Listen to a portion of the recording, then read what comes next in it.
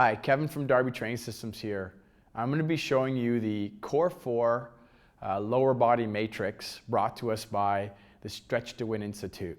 This is a fantastic little series that you can use pre-workout, or you can use it post-workout as a rest and recovery method. The only difference is the tempo of the movements. If it's being done pre-workout, then the tempo can be done quite a bit faster, and if it's done post-workout, there's more focus on slow movement and the breathing. I will do it sort of an in-between speed for the demonstration for today. So step one, we go into something called the hip warm-up. Hip warm-up, knees are together, and we're just dropping back and forth, back and forth.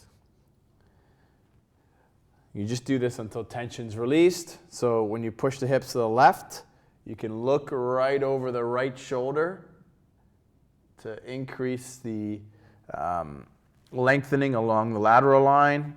So you can push your hips all the way to the left and look over the shoulder. I wouldn't recommend doing that each time. It tends to make you a little bit dizzy. From there, we transfer over to something called the hip opener. Notice my heels are planted outside of my shoulders, and the focus is going to be rotating from the hip. So I'm not trying to push my knees down to the ground, and the focus is on the internal rotation of the legs. If you want to have a landmark, it's approximately the knee going towards the heel, but it doesn't have to absolutely be that way. So we're just rotating internal rotation at the hips. If you want to add in a little bit of shoulder, as you rotate this way, you can see I'm pulling my right shoulder down from out of my ear, and you're just getting a little mobilization of the shoulder at the same time, right? Everything is connected.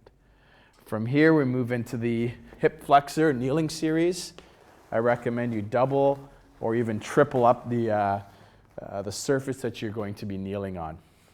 First position here, inhale, nice and tall, thinking lengthening the spine, as much distance between the top of the head and the sacrum as you can create. So inhale, on the exhale, you're moving forward, and then we're going to reach forward as far as we can, chin drops to the chest, and you come through, and that's our stretch wave.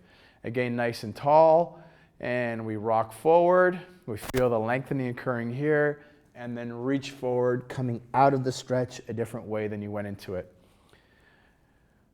Sequence number 2, you extend the palm of the hand up towards the ceiling. Try to keep the bicep behind the ear. Inhale, exhale. As you go forward here, you're trying to take away, create as much distance as you can between the knee and the heel of the hand. So you're really lengthening there.